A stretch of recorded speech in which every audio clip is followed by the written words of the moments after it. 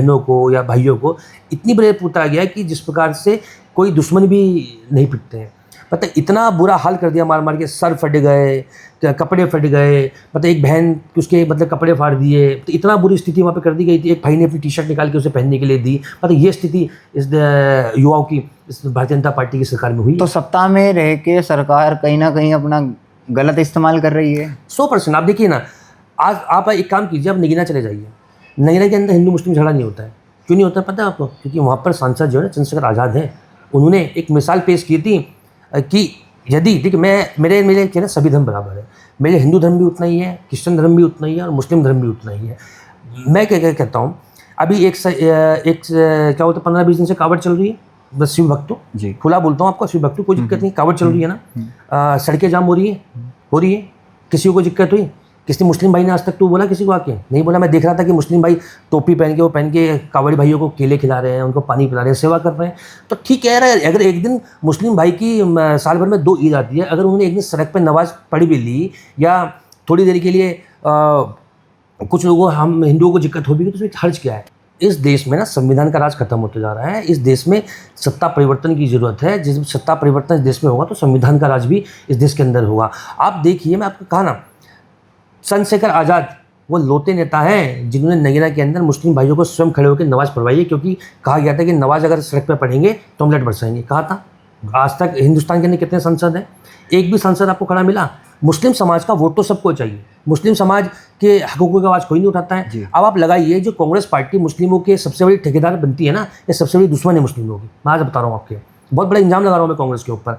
जब आपको कांग्रेस, अभी आप देखिएगा, अब 6 महीने चुनाव में रहिए ना, अब आप देखिए जितने भी कांग्रेस के नेता ने घर क्या होता है, मुस्लिमों के पास घूमना स्टार्ट कर देंगे, क्योंकि उन्हें लगता है कि मुस्लिम वोट बैंक बना रखा है। उन्हें लगता है कि मुस्लिम वोट ना हमारे ठेकेदार है।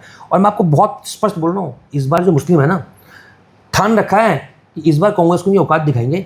उसका कारण क्या है कि इस 2-3 सालों के अंदर ना, कभी मस्जिद में हनुमान चालीसा पढ़नी है, कभी मदरसे तोड़े जाएंगे, कभी बहनों के लिए अपसाद बोलेंगे। किसी भी कांग्रेस के व्यक्ति का आप मुझे एक बयान बता दीजिए कि जिसने बोला हो कि नहीं ठीक है कि मुस्लिम भाइयों का गलत हो रहा है, आप जो मर्जी बोले वो मैं करूँगा। जब मुस्लिम भाइयों के लिए तुम आवाज़ नहीं उठा सकते, तुम्हें लगता है कि अगर मैं मुस्लिमों की आवाज़ उठाऊंगा तो मेरा वोट, जो हिंदू वोट है, मुझसे नाराज़ हो जाएगा, तो तुम किस बात की नेतागिरी कर रहे हो? क्यों कांग्रेस पार्टी मुस्लिमों को कहती है कि हम क्या बोलते हैं, मुस्लिम हमारे वोटर हैं? मैं देखता हूँ यहाँ पर कि इस विधानसभा के अंदर ना मुस्लिमों को टिकट तक नहीं दिए गए। जो पार्षद के टिकट थे ना, तो चाहे वो अपना तौफीक भाई हमारे थे, बड़े भाई, वो चले गए दुनिया से, अगर उन्हें टिकट दिया जाता ना तो बेचारे आज क्या बोलते हैं यहाँ पे जिंदा होते। आज वसीम भाई हमारा छोटा कारगिल में रहता है, उसे कांग्रेस ने कभी टिकट नहीं है, वो कांग्रेस से जिंदाबाद करते घूमता रहता है। हमारे सिटिंग पार्षद है आबिद भाई, उनका टिकट काट दिया। सिटिंग पार्षद रईस भाई है, उनका टिकट काट दिया। तो मेरा मुस्लिमों को ये बात समझनी पड़ेगी कि भैया आपको जो पार्टी टिकट तक नहीं दे रही, आप फिर भी उसका डंडा उठा के घूम रहे हो। आप क्यों नहीं सपोर्ट कर रहे हो? जब मुस्लिम भाइयों को, जो मुस्लिम बहनों के लिए इतनी अपशब्द बोली गई कि मुस्लिम बहनों के घर में बल रहे बच्चों को हम निकाल के मारेंगे, किसी कांग्रेस नेता की चूतक नहीं लिख रही, तो मुस्लिम उन्हें वोट क्यों दे रहा है? मेरी बात तो समझ में नहीं आती। इससे बढ़िया तो भारतीय जनता पार्टी को वोट दे दो, मुझे भी नहीं दे रहे तो सही कह रहा हूँ ना। आपको जब आपको गाली भी भारतीय जनता पार्टी वाले देंगे, आपको अपशब्द भी भारतीय जनता पार्टी वाले बोलेंगे, और कांग्रेस हमेशा चुप बैठी रहेगी, फिर भी आप कांग्रेस को वोट दोगे। इसका मतलब तो आपका जो वोट बैंक है उसे यूज़ किया जा रहा है, आपको सिर्फ एक वोट देने की मशीन समझा जा रहा है। आपके हकूक़ की आवाज़ कोई नहीं उठाएगा। देश हो, चाहे धर्मपुर विधानसभा हो, चाहे प्रदेश हो, आज़ाद समाज पार्टी भीम आर्मी संविधान को मानती है, और संविधान ने सर्व समाज के लोगों को इस देश में बराबर का हिस्सेदार दिया है। और हम हिंदू हो, चाहे मुस्लिम हो, चाहे एससी हो, चाहे कोई भी हो, हम सब एक हैं भाई। तो बिल्कुल ये थे हमारे साथ योगेंद्र चौहान जी, आज़ाद समाज पार्टी से, जिन्होंने मुस्लिम और हिंदू एकता को एक करने की बात करी है। तब तक के लिए देखते रहिए खोजी नारा न्यूज़, देहरादून।